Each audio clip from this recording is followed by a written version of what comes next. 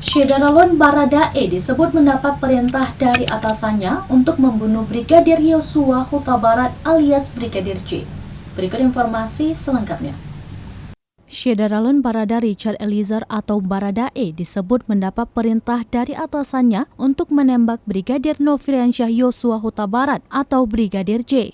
Pengacara Baradae, Deoli Payumara, menyebut informasi itu diketahui berdasarkan keterangan Baradae saat menjalani proses pemeriksaan dan dibubuhkan dalam berita acara pemeriksaan atau BAP di Bareskrim Polri Jakarta pada Sabtu 6 Agustus 2022.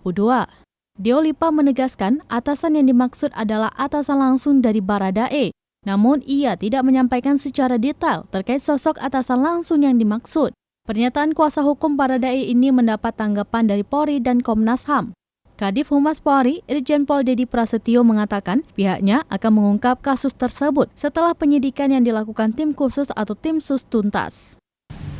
Demikian informasi terkini, Syederalon saksikan terus beragam informasi menarik lainnya di kanal YouTube Serambi On TV, di Facebook Serambi News dan website serambinews.com.